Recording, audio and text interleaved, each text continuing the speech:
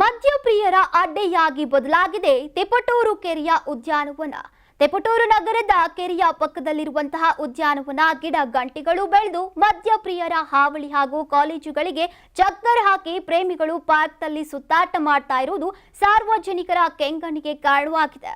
ಇನ್ನು ಸರ್ಕಾರ ಸಾರ್ವಜನಿಕ ಹಿತದೃಷ್ಟಿಯಿಂದ 2 ಕೋಟಿ ರೂಪಾಯಿ ವೆಚ್ಚದಲ್ಲಿ ಕೆರೆಯ ಸಮೀಪ ವಾಯುವಿಹಾರ, ಉತ್ತಮ ಪರಿಸರಕ್ಕಾಗಿ ಮಕ್ಕಳ ಆಟಿಕೆಗಳನ್ನು ನಿರ್ಮಿಸಿ ಅಲ್ಲಲ್ಲಿ ವಿಶ್ರಾಂತಿ ಗೃಹಗಳು ಮತ್ತು ಶೌಚಾಲಯ, ಉದ್ದನೆಯ ಪಾದಚಾರಿ ಮಾರ್ಗವನ್ನು ನಿರ್ಮಿಸಿ ಕೊಟ್ಟಿದ್ದಾರೆ.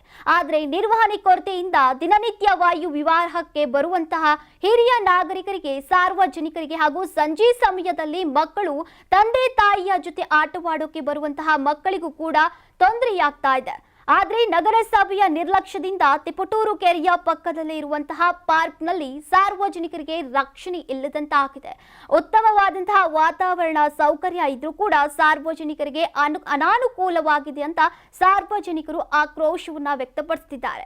ಏನಾದರೂ ಕೂಡ ನಗರಸಭೆಯ ಅಧಿಕಾರಿಗಳು ಉದ್ಯಾನವನದಲ್ಲಿ ಸಿಸಿಟಿವಿ ಕ್ಯಾಮೆರಾಗಳ ಅಳವಡಿಕೆಯಾಗಲಿ, ಉದ್ಯಾನವನದಲ್ಲಿ ಪಾಲಕರಾಗಲಿ ಅಥವಾ ಕಗ್ಗಾವಲು ಸಿಬ್ಬಂದಿಯಾಗಲಿ ಯಾರೂ ಇಲ್ಲದಂತಾಗಿದೆ. ಏನಾದರೂ ಸಿಬ್ಬಂದಿಗಳನ್ನ ನೇಮಿಸಿ ಉದ್ಯಾನವನ ಕಡೆಗೆ ಗಮನ ಹರಿಸಿ ಸಾರ್ವಜನಿಕರಿಗೆ, ವಯೋವೃದ್ಧರಿಗೆ, ಮಕ್ಕಳಿಗೆ ಅನುಕೂಲ ಮಾಡಬೇಕು ಅಂತ ಸ್ಥಳೀಯರು ಆಗ್ರಹಿಸುತ್ತಿದ್ದಾರೆ. ನಾನು 86 kg ಇದ್ದವಳು 71 kg ಬಂದಿದ್ದೀನಿ. ವಯಸ್ಸಾದ್ಮೇಲೆ ಸ್ಮಾರ್ಟ್ ಆಗಿ ಕಾಣ್ತೀರ ಅಂದ್ರೆ ಜಿನ್ನಿ. 126 kg ವೇಟ್ ಇದೆ. ನಾವು ಈಗ 114 kg ಲೆಕ್ಕ ಬಂದಿದ್ದೀವಿ. ಯಾವುದೇ ಸೈಡ್ ಎಫೆಕ್ಟ್ ಆಗಿಲ್ಲ. 84ರಿಂದ 50 kg ಬಂದೆ. ಆಮೇಲೆ ಸಣ್ಣಗೆ ಫಿಟ್ ಆಗಿದ್ದೀನಿ. ಅದಕ್ಕೆ ನಾನು ಯೂಸ್ ಮಾಡ್ತಾ ಇರೋದು ಜೀನಿ ಸ್ಲಿಮ್. 84ರಿಂದ 50 kg ಬಂದೆ. ಆಮೇಲೆ ಸಣ್ಣಗೆ ಫಿಟ್ ಆಗಿದ್ದೀನಿ. ಅದಕ್ಕೆ ನಾನು ಯೂಸ್ ಮಾಡ್ತಾ ಇರೋದು ಜೀನಿ ಸ್ಲಿಮ್.